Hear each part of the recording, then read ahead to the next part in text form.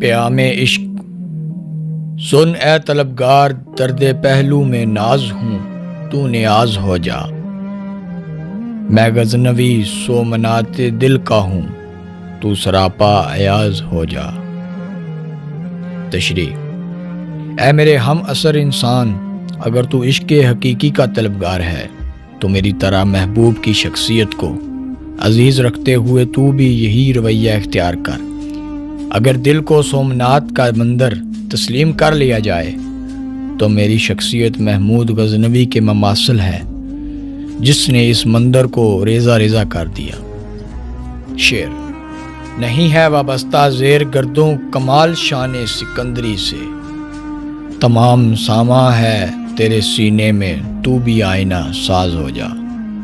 تشریح: یہ جان لے کہ کائنات میں حصول عروج و کمال کے لیے سکندر اعظم جیسے فرمانوا کی شان و شوکت ضروری نہیں ہوتی۔ سکندر نے بے شک وہ تاریخی آئینہ ایجاد و نصب کیا جو بعد میں تاریخ کا حصہ بن گیا، لیکن تیرے سینے میں بھی ایسے کمالات چھپے ہوئے ہیں، تو اگر ان کو ظاہر کر دے تو تجھے بھی لوگ سکندر اعظم سے کم مرتبے کا اہل نہیں سمجھیں گے۔ شعر: غرض ہے پیکارے زندگی سے کمال پائے حلال تیرا، جہاں کا فرض قدیم ہے تو ادا مثال نماز ہو جا۔ تشریح: مسلسل جدوجہد زندگی میں عروج و کمال حاصل کرنے کے لیے ضروری ہے۔ بے شک تیری شخصیت ابھی پہلی رات کی چاند کی سی ہے، تاہم مسلسل جدوجہد کے ذریعے یہ امر ناممکن نہیں کہ تو بدر کامل بن جائے، یعنی انتہائی عروج حاصل کر لے۔ تجھے تو باری تعالیٰ نے ہزاروں برس قبل دنیا میں اپنے مقاصد کی تکمیل کے لیے بھیجا تھا۔ ان مقاصد کی تکمیل کے لیے اسی طرح نماز کی ادائیگی کے لیے مخصوص ضابطوں پر عمل ضروری ہوتا ہے۔ شعر: نہ ہو قناعت شعار گلے چین، اسی سے قائم ہے شان تیری، وفور گل ہے اگر چمن میں، تو اور دامنے دراز ہو جا۔ تشریح: یہ امر بھی ذہن نشیں کر لے کہ کبھی کبھی قناعت کا شعار بھی حالات سے ہم آہنگ نہیں ہوتا، اگر خداوند ذوالجلال اپنی نعمتوں میں مزید وسعت پیدا کرتا ہے تو تیری طلب کا دامن بھی دراز ہو جانا چاہیے، بصورت دیگر تیرا رویہ کفران نعمت سے تعبیر کیا جائے گا۔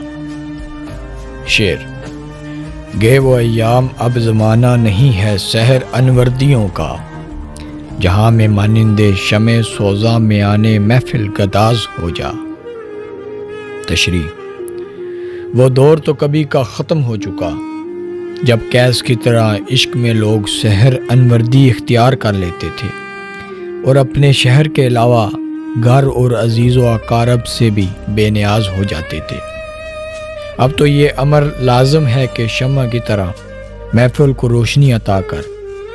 اس شعر میں اقبال نے عملاً رہبانیت کی نفی کرتے ہوئے کہا ہے کہ اب تو لوگوں کے درمیان رہ کر ہی ملک و ملت کے لیے جدوجہد کرنا لازمی امر ہے۔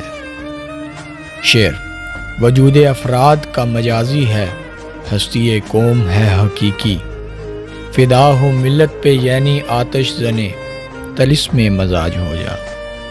تشریح: اس شعر میں اقبال ایک اہم نکتہ پیش کرتے ہوئے کہتے ہیں کہ دنیا میں فرد کی زندگی تو مجازی اور غیر حقیقی ہوتی ہے جو ناقابل اعتبار ہے۔ کوئی بھی تو یہ نہیں جانتا کہ وہ کب تک زندہ رہے گا، جبکہ فرد کے بالمقابل قوم کا وجود حقیقی ہوتا ہے۔ افراد مٹ جاتے ہیں لیکن قومیں زندہ رہتی ہیں، چنانچہ یہ امر لازم ہے کہ ذاتی نفع نقصان سے بے نیاز ہو کر قوم کی تعمیر کے لیے جدوجہد کی جائے۔ شعر: یہ ہند کے فرقہ ساز اقبال آزری کر رہے ہیں گویا، بچا کے دامن بتوں سے اپنا، غبار راہ حجاز ہو جا۔ تشریح: نظم کے اس آخری شعر میں اقبال اپنے عہد میں ہندی مسلمانوں کی فرقہ پرستی کو آزری اور بت تراشی کے علاوہ بت پرستی سے تعبیر کرتے ہوئے کہتے ہیں کہ ان لوگوں کا یہ رویہ افسوسناک ہے، لہٰذا بہتر یہی ہے کہ اس نوع کی بت پرستی سے دامن بچا کر مدینہ کی راہ اختیار کی جائے۔ اور وہیں زندگی گزار دی جائے۔